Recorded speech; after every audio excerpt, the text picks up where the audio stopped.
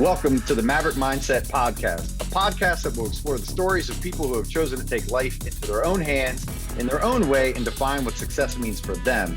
Be prepared to be inspired, motivated, and maybe even learn something new. My name is Romeo Santos, and I'll be your host. This is the Maverick Mindset podcast. Let's go. All right, everybody. So I am super excited for our inaugural show here. We are meeting with Damali Saddler and Lamar, our special surprise guest. Damali Saddler is a native Washingtonian and a long-time hospitality professional who has always had a passion for serving others. That passion, along with the curveball of COVID-19, has helped to springboard her into the new chapter as the co-owner of the Ivy City Market in Northeast DC. That is located at 19 Capitol Ave.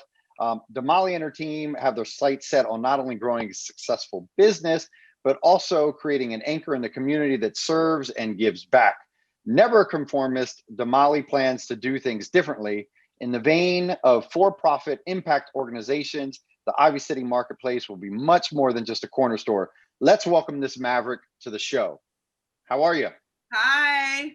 Thank you for having us. I'm so excited to have you. Thank you so much for being with us. And Lamar, please tell us a little bit about you. Hey, man. I am from Houston, Texas. I moved here probably close to, 13 years ago, I assume. Okay. Work in hospitality, a few restaurants was the quickest job. It's one of those industries where you can get a job anywhere for the most part, all over this world.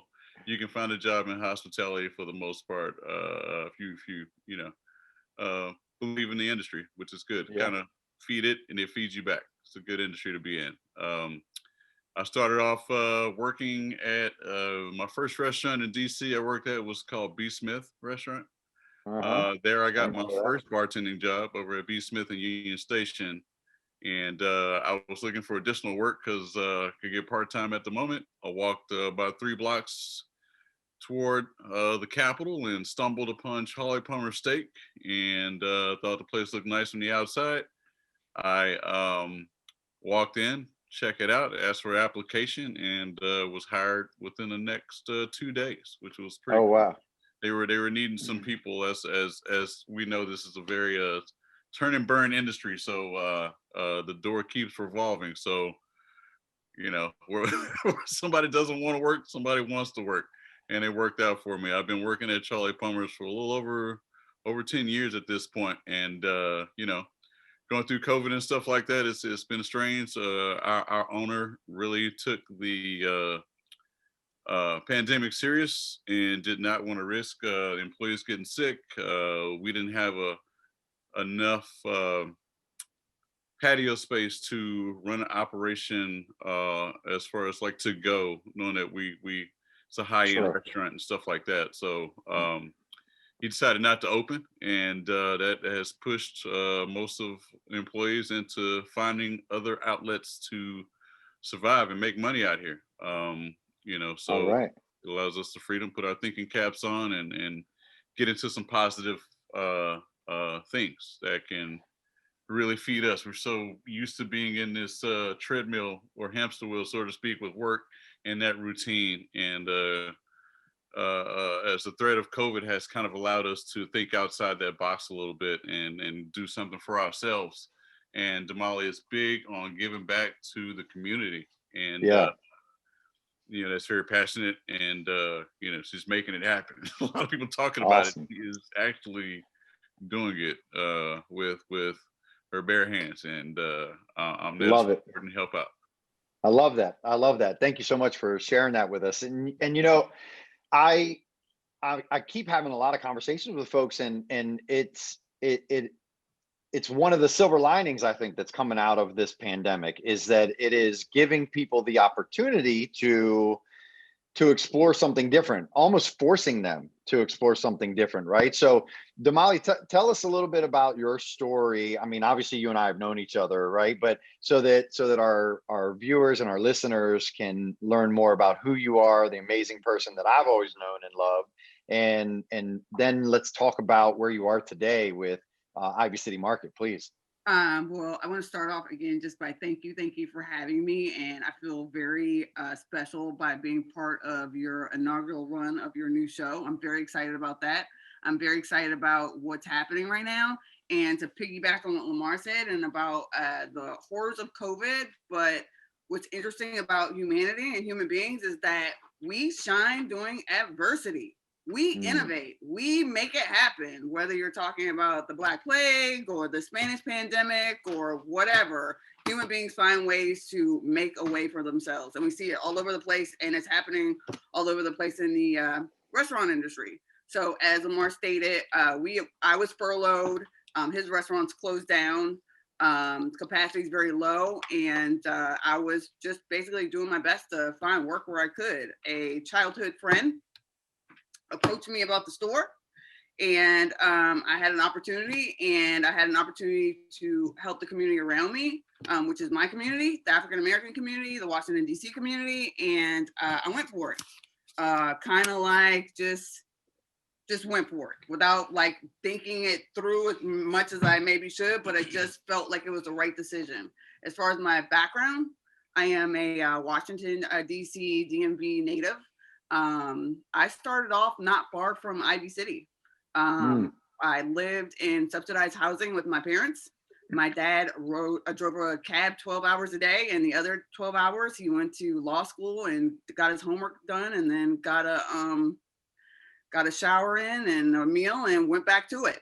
That was my life for the first 10 years. So I got to see the community in the 1980s. I would very much got to see the changes in the community through the 80s into the drug explosion of the 1990s. And then I got shipped off to the suburbs. So I got to see Alexandria and have that experience, which meant a lot to me. I'm somebody who seeks diversity, so it's just given me such an opportunity to see how different walks of life exist, and the ranges of personalities and privilege and people who are without. And that and because of that experience is why I wanted to make this move, and it was so important to me. Now, you said a couple things there that brought me back to when we were working together. And one of the things that I've always loved so much about you is your genuine curiosity. Where do you think that came from for you? Like, was that developed or just something that you've always been? I think that with all human beings, it's nature and nurture. I think that I was inherently that person, and my parents did everything in their power to nurture that in me. That we were basically in the hood in the 1980s, and I listened to opera and we watched musicals, and I was really into cats. And I was just telling Lamar the other day, I was like, I had so many. I could be like a vet, but like just for cats, because my parents, whatever I was interested in, they were like, here are the books, And I was a wild child, big tomboy. You know that about me too. Yeah. But yeah, and I'm always interested in people. Being an only child for a really long time always made me really interested in people and family dynamics and why people do what they do. Okay, awesome. Now, Lamar, what was it that made you come to the DC area from Texas? Yeah, that was the young adult life. In your mid to late 20s, you're just trying to figure life out. And I was the middle of 9 kids. Wow. Yeah. So being that you're kind of stuck in a tug of war situation, it put me in a situation where I became like the I hate saying the ugly duck, whatever, but I was different. We're all different in our perspective, but I was uniquely different. Being that I was kind of like that bridge between generations, and my younger brothers and sisters and my older brothers and sisters. So I got to see the same concepts of what Damali's talking about. You live in these poor communities, growing up through the 80s, and I mean, people got away with a lot of things happen, and then you think about like now, like what's going on with technology and how far along we've come, and a lot of those things couldn't happen in today's time. So things like that forced me to kind of seek out and do something different with my life, something that meant something to me. And So I took that leap of faith, and things have been working out. And my mother worked for the airlines, so I was back and forth in Houston a lot. So a lot of people take that, man, you left your family? It's like, no, they were, if I didn't go home, somebody came here to visit me and hang out with me. And it was a back and forth situation. So yeah. So very Okay. close with the family, but I'm not bothered by, hey, come do what I need you to do, or this and that. So I kind of get to do my own thing, which was much needed in my life. Okay. Yeah. So, I also, I grew up, a lot of people don't know this about me, but I grew up, my mom was on Section 8 housing, and, we didn't live in a terrible neighborhood, but I certainly watched like a transition, and it's because the community, I think, was a Section 8 community. When I moved in, I was one of the first non-white kids, being Hispanic, right? And when I moved out, maybe like 18 years later, when I was ready to start my life, I was one of the few non-black kids in the neighborhood. Like, it changed immensely. What do you guys think, for you growing up and seeing how the world has kind of shifted, and the economic indifferences for people of color, how's that impacted you and made you, into the people that you are today? And it seems like you both have a real passion for wanting to serve others and do something more than just for yourself. It gives you perspective. Lamar and I talk about that all the time, and how we approach the business is, if you see some of the worst off people and you see some people that are extremely well off. I had some names, people that are so famous, I'm not allowed to mention them in my station last Friday. Wow. So you see the elite, and you see homeless people every day that have serious drug addictions, but still appreciate that you call them sir or ma'am, and that you show them respect in your humanity. So it makes you really humble. I've gotten into the habit of walking into the Yes Market and saying a little prayer for the migrant workers, for the truck drivers that got into the shop, for the people who are risking their lives to work in the Yes Market to give me the groceries. I've always thought that I was a person who has some level of humility. I've never realized how privileged I am as a working class person, because of where I am, because of what I have, because of the great people that I know and the opportunities that I have. I've never been so grateful in my life since COVID. So I think that our experiences have brought us to this place because we've seen the full spectrum, and we know what is needed now. And in particular, if not now, when? In particular, this was the time that we needed to make an impact and go to the community, because, like they say, when the country gets a cold, the poor get pneumonia. That's happening right now. That's powerful. Okay, so that was a good segue, I think, to talk a little bit about this new venture. Please, that's what we're here for. We're here to talk about entrepreneurship, right? Like, what people are doing and how they're doing it in their own maverick, unorthodox way. So tell us about it. When we took over the store, and by we, myself, Lamar, and my brother, who is at the store, so he can't be here today. Okay. We talked about what we wanted to do. Like, we've always wanted to have our own business, and when there's always been people around who wanted to invest in us, but we wanted to have more meaning, and we wanted it to represent us.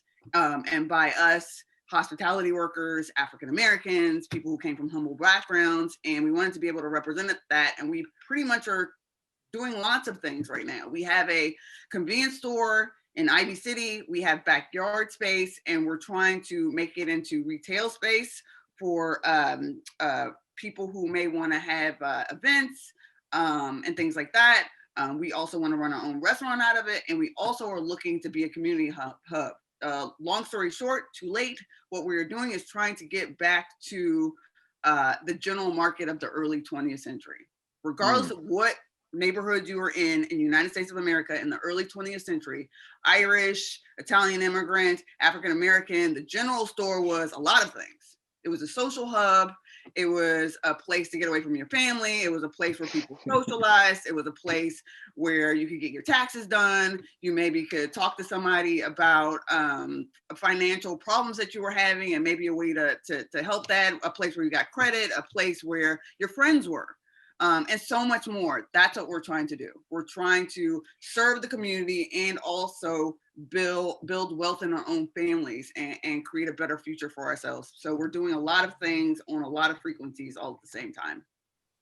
Oh, that's beautiful. Now, you can tell there's a lot of passion behind that. What specifically is so important to you about being able to do this in this community? My privilege. To those who much is given, much to be expected. I was a poor little girl on 21st and Benning Road in subsidized housing, and I swear to God, I had no idea I was poor. We were poor. There was like government cheese in the refrigerator. I had no idea I was poor.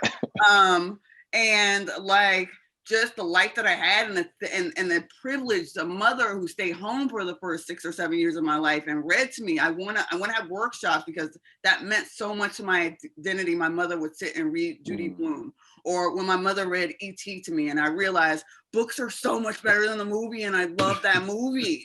Yeah. So things like that, that's what I want to bring to the community, because just interacting with the children every day, they're not getting that. Right. They're not reading on grade level. Lamar interacts with them. I interact with them. They can't do basic math at 7, 8, 9 years old. I want to bring them those things. I want them to get excited about these things. And there are other leaders, heroes in the community that are doing that also. So I'm working with them, we're working together, and we're going to move forward and see what we can do for the community that needs it so much, needed it before COVID and now more than ever. Okay. All right. I love that. I love that. Now, how are you guys dividing and conquering? Because it's 3 of you. So who does what? I'm pretty much I mean, well, I know who does the bossing. So besides that, who does what? Yeah. We do whatever she says. Well, we're kind of trying to break it up from as far as taking care of the books and the finances and the needs and the inventory. That's pretty much my brother's deal. Okay. Lamar's a lot of the outreach and the innovator, and he's really going to bring his concept of Bar Lamar to that backspace that we're eventually going to develop for restaurants, for fundraisers, and I love that, by the way, Bar Lamar. That just rolls off you like the tongue. Yeah. Kind of stuck with me. I got this a guy who was an older guy I worked with years ago, and he thought about this concept. I think it's about 5 or 6 years ago. Guy named Craig, and I never forget Craig's story. Craig set me on fire by accident. Okay. Sterno. He literally let to bring some type of entertainment to this show, but it was he didn't intend to. He was cleaning off a table, and we know how the Sterno gel. Oh yeah. So the gel was lit, and it got on a tablecloth on top of a table. This is during service of a large breakfast event for Christmas that we would do. So around this time of year, actually. So we're coming up on the anniversary when I was set on fire by Craig, the guy who coined the term Bar Lamar, which is weird. But yeah, he was cleaning off this tablecloth, and the gel was on fire. He didn't know what to do, so he's wiping it off of the table, not knowing that the gel is still lit, and some of it lands on my pants. Dude, that's napalm. And I'm like, Craig, yes. What the F are you doing? Like just ball it up and wrap it up. It's gonna be fine. Don't worry about it. So anyway, it's not like I didn't get any burns. Oh my goodness. Well, for those of you, there was one of our unique moments, and he freaked out once he saw that my pants leg was on fire. I was very calm. I just kind of brushed the gel off, and it was fine. But that's how Bar Lamar came about. And, that's funny, but not everybody knows what a sterno is. So let's make sure everybody knows what sterno. So sterno, folks, is when you go to a buffet and it's underneath of the pan that's keeping your food warm. That's the sterno. And yes, it's a gel that's a highly flammable gel that only goes out when it's extinguished without oxygen. So that stuff can definitely, and it's sticky, right? It'll stick to you. Yes, stuck to my pants on fire. Oh my goodness. Perfect. Bar Lamar. Yeah. He set you on fire and named you Bar I've Lamar. never been able to develop this kind of concept until COVID. You know, I've been Okay. going to work and doing my thing. Open up a bar, running the program, creating cocktails, making that connection with the guests to make you want repeat guests. I didn't know I was building like a whole clan of like Lamar followers at the time. I just thought I was doing what was required so that I can make more money, which is, treat the guests with respect, Yeah. make them good things, and they'll return to you. That's how it works. And you know, I've been having a lot of support from a lot of the customers and people that I've met over the years, and it's been pretty beneficial at a time like this, which has been pretty tough. So I've had some time to think and try to develop this concept of Bar Lamar, and I pretty much wanted to start with just serving people that I know. I'm not trying to get into breaking a lot of laws and selling liquor and stuff like that. So people that I know would ask me for cocktails, and I'd make them for them. And Hmm. now that the opportunity comes with the store, I can do things, and it just goes beyond alcoholic beverages. It's also to include juice products, fresh Mm. juices, and things like that, which would really come into content and help with what we're trying to do at the store, which is give people a different perspective. Bring Damali is big on fresh food, farm to table type of ingredients and nutrients that you put into your body, and that's kind of what we're going with everything in the store. So Okay. Barlow was a perfect concept to kind of slide in there. It kind of things choose you sometimes. So it's almost like this opportunity with the store kind of just fell upon us, and it's working out. It's tough, Okay. but we're working it out. It's getting there little by little. We're keeping the faith and trucking along. Yeah. Well, And anything worthwhile is tough, they say, right? yeah, that's correct. All right. So you guys are open currently, right? Correct. Okay. And so you've got a few initiatives that you're working through, right? I know that when we spoke the other day, there was something that you guys are working towards, some of those other events. We want to definitely make sure that we touch on those and make sure that the Maverick Nation, we can get involved and we can help you guys. So how can the Maverick Nation help you guys? Well, what we're doing right now is we basically have a tiny little convenience store, basically Hmm. a neighborhood bodega. We are working on licensing to set up a deli in the back, which Okay. will eventually roll into serving food from the backyard. We've got a grill Mm. out there. We need to develop it a little bit to make it COVID safe and hospitable to guests that want to come in. But there's going to be a deli, there's going to be restaurant space, and we really, really want to create a commercial space and also, like I said, a place for the community. So right now we're just running a convenience store. We're looking Okay. for to do fundraising, to create the investment to get the backyard going so we can create more fundraisers, because the end goal is to create a restaurant and also hopefully, based on our conversation, buy the building. Mm. That would be ideal for us to be able to take over that building and really be like a cornerstone of the neighborhood and support the people that are supporting the neighborhood. That's another Okay. part of what I want to do. So let's talk a little bit about that. I don't think we have not done a good job of diving into that. What are the plans on the giving back element of your business? It's multidimensional. As I said, I'm working with leadership in the Ivy City neighborhood, Hmm. including Sabrina Rhodes, who is going to be sworn in as the neighborhood ANC in January. Okay. And she's doing a lot of outreach to the children.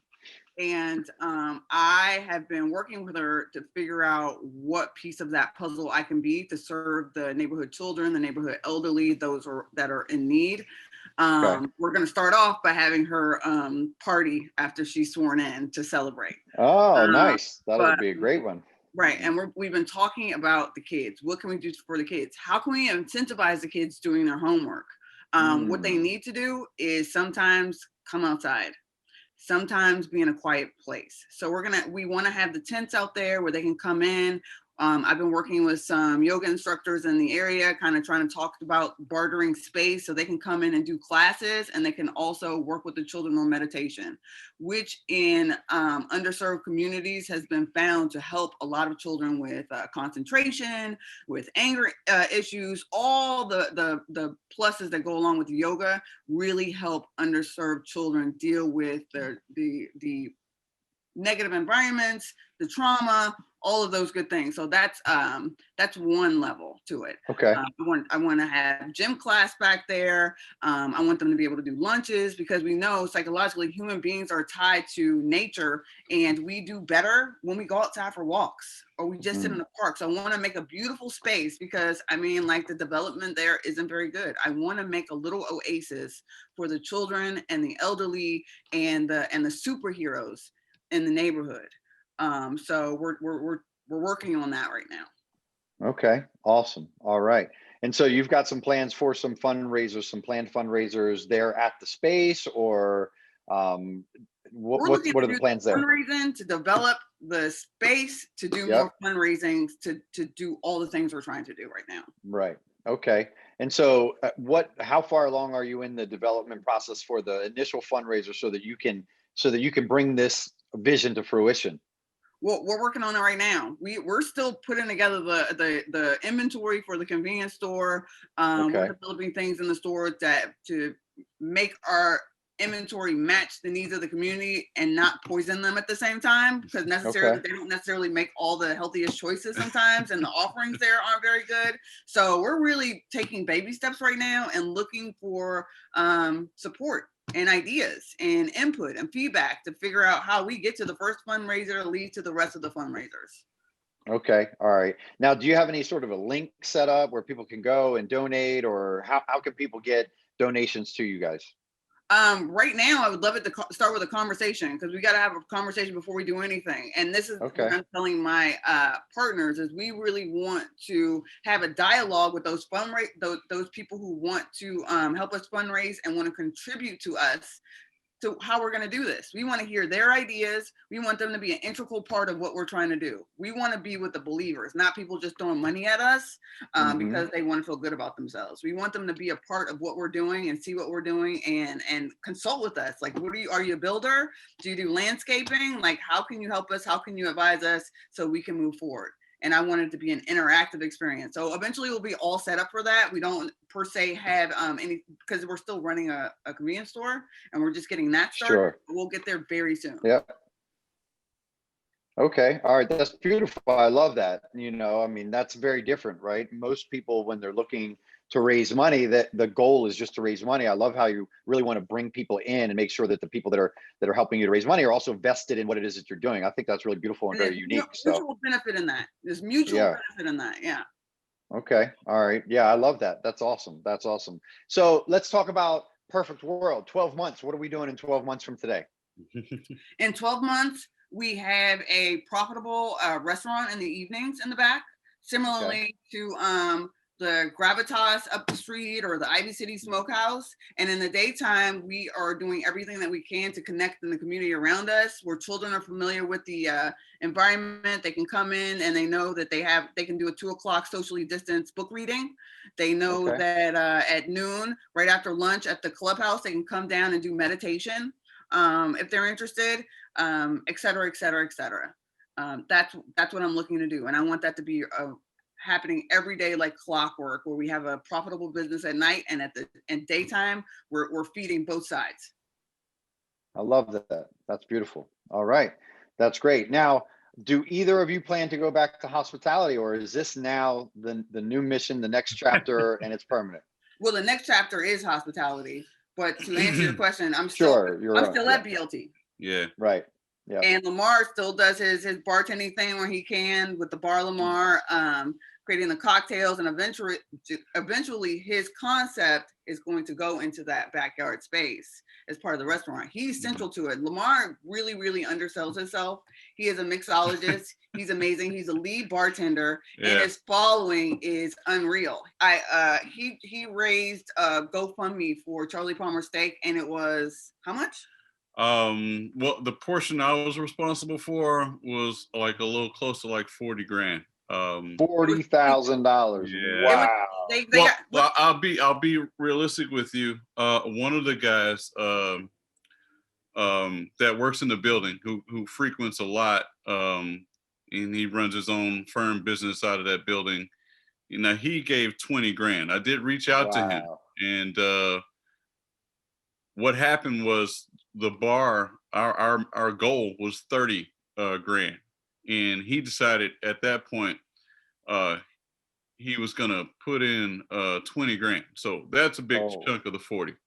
The totally. other has to do with a lot of digging through Facebook, social media, going through shoe boxes full of business cards that I've collected from years, and emailing people and reaching out, just really getting in there and finding people. And thanks to social media, when I found one person was linking me to people like, oh shit, I know that guy too, and like it was just like a spider web of connections with people. So that helped a lot. And that money was so that goal from 30 grand, after the guy put in the 20, they raised it up to 50. And I think we got close to about 46 or 47 total, something around there. So we didn't quite hit the 50 mark, but we got pretty close. And that's because people like Lamar a lot. That's the end of that story. That's what they say. Yeah. What now, wait a minute. That's not the end of it. What was the fundraiser for? It was a GoFundMe. The fundraiser was for Charlie Palmer, but for the staff for the staff. Oh my goodness. You guys were able to raise that much. Wow. This is a GoFundMe account that the restaurant set up. So I didn't get the 40 grand. Wow. But right, no, of course. It got split between the 68 employees in the restaurant. Oh my goodness. I think I got a whopping $590. Okay. All right. You know what? That wasn't a crazy amount of money, but for what was going on at the time, a lot of people benefited from that money. Sure. That was huge for them, and it was really awesome. How did that make you feel, being able to be a part of raising so much money? It made me feel like I need to do it again, somehow, some way. I may have to. I gave people a break. They had 9 months to, do some saving up for me. So I'll probably have to get back in. Now's the time, right? It's the tearjerker season. So, I'm gonna, wet my eyes up and tearjerker. I'm gonna squeeze them for what they got right now. Hopefully it'll work. Yeah, well, I mean, I think that's kind of the bunny trail I was trying to take you guys down. Like, we just had a conversation about a fundraiser that you guys are looking to do for your business, and you just proved that you could raise $40,000. I think we got to get to work. I'm hoping I can do better, but we'll see. Awesome. Now, how much are you guys looking to raise initially? Damali, when we had a conversation the other day, I think you had some sort of a number in mind, but share that again. I lowballed it a little bit. I actually went back after that conversation and looked. I mean, I'm thinking around, to make it completely functional, I'm looking at about $10,000. Okay, so $10,000. So $10,000 to help bring this space to fruition so that you can make the impact that you're looking to. I mean, that's relatively not a very large number. Obviously, for many people, that's a huge number. So I don't mean to minimize it, but when in the grand scheme of things, of fundraising and businesses, that's a pretty small number. And that's the initial number to get us started. And then from here, we'll be doing all types of events and fundraisers and promotions, and we'll get a lot of licensing done and things like that. And just that will help speed things up. We're going to get there. That will speed things up. I love that. We're going to get there. I love that attitude. That's right. You guys will get there. I can tell. And it sounds like you guys have a really, really awesome team in place. So I love it. All right. So now we come to the time, guys, where we talk a little bit about you some more. And so I had asked you some questions ahead of time, talking about some of the books that you really are enjoying. And so, like, right now you said primarily news. Now, what's going on with news versus books? I mean, are you looking to be depressed? I mean, what's going on, right? These news outlets. I'm constantly, like, whatever it is, Democracy Now, NPR, MSNBC, I'm in all of it.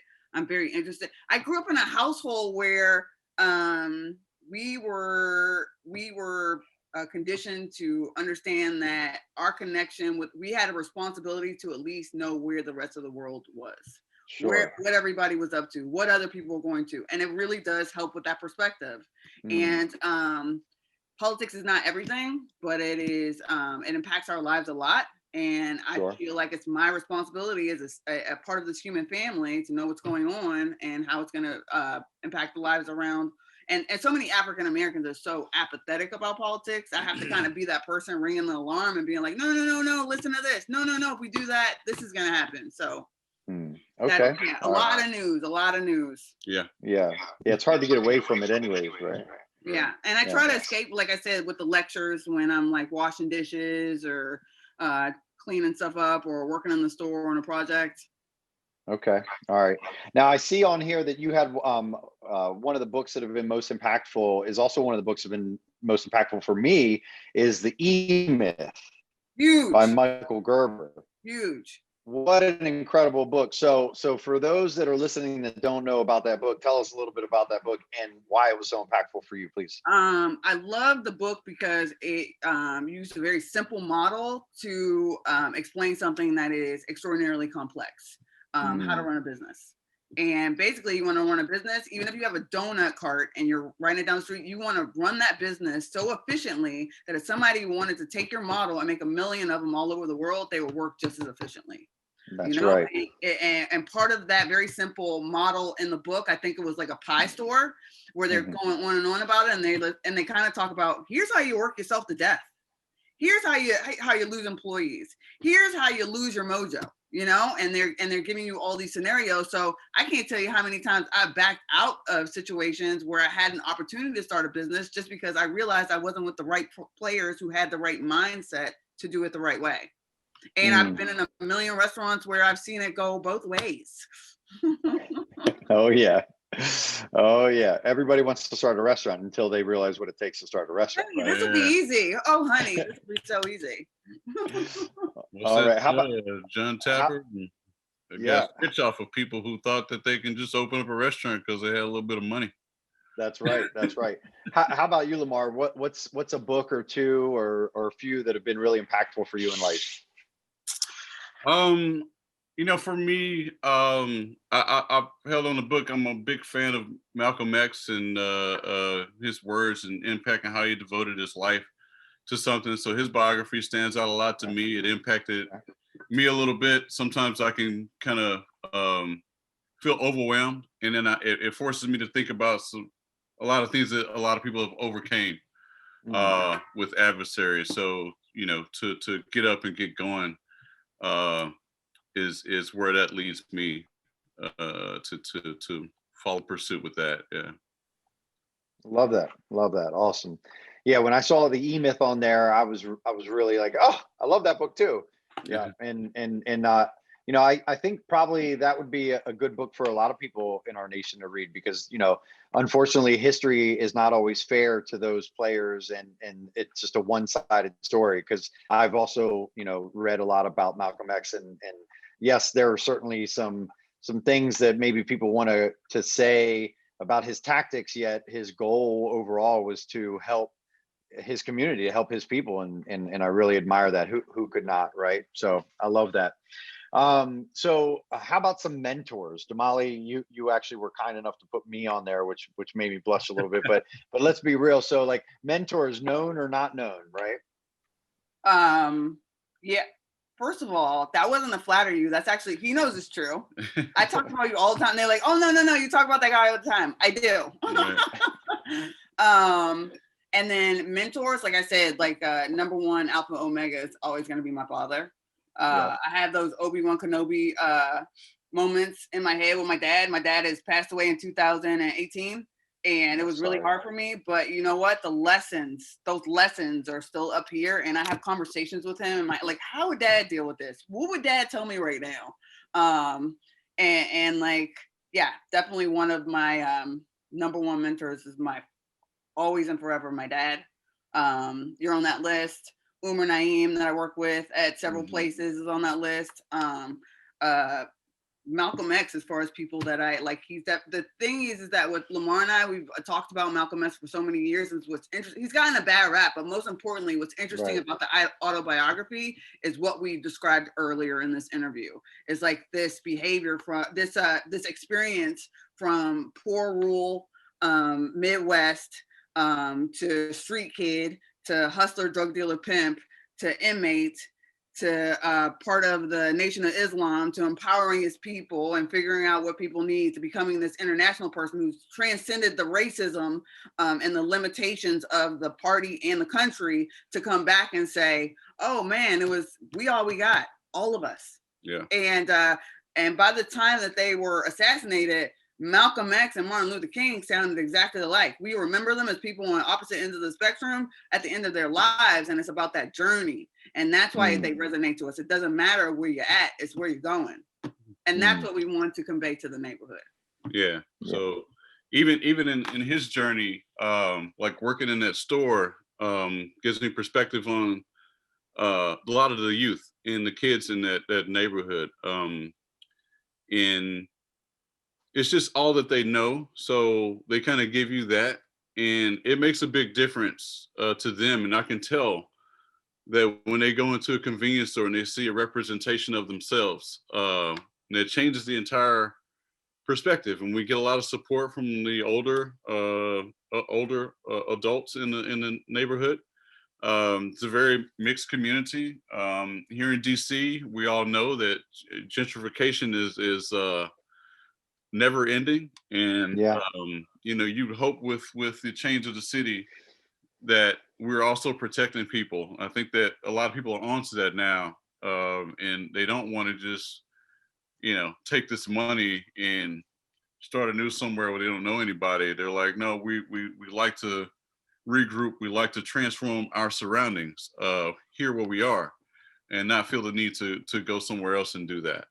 So we're seeing a lot of that. We're seeing a big part of this community come into the store just to support, and you know, and you can tell, and they're rooting us on. So we have the neighborhood as our cheerleaders in a sense to get things moving in the right direction. And a big part of that, like I said earlier, is for me seeing these kids come in and out the store and to I mean, just small things, just like addition, you know, with their money and stuff like that, and they're taking this responsibility on to know and present themselves in a better way, and that means a lot, you know. And I think that, you know, we can all reflect on things that we've done as kids, and sometimes we have people in our lives that we'll never forget, you know, that we met in our youth, and to some kid, you know, Damali and I are those people, you know, that they're never going to forget just based on our interactions with them. So that means a lot for the community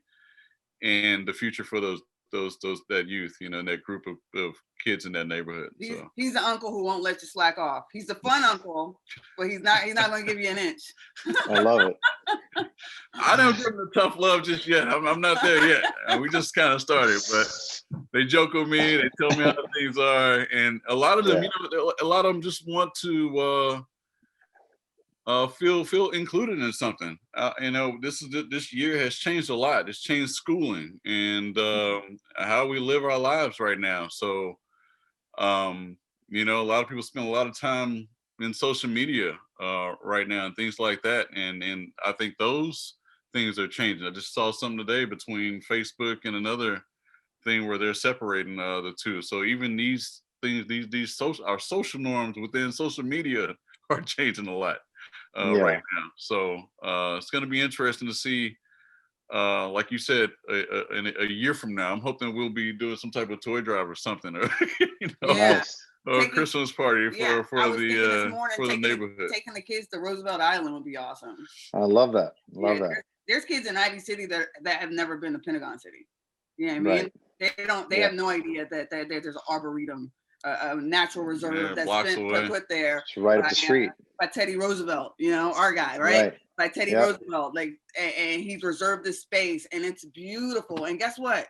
At a certain point in the arboretum, you take about 20 steps, you lose the signal on your phone. You have no other option than to kind of just be there, practice mindfulness. And I want the children that be exposed to those types of things.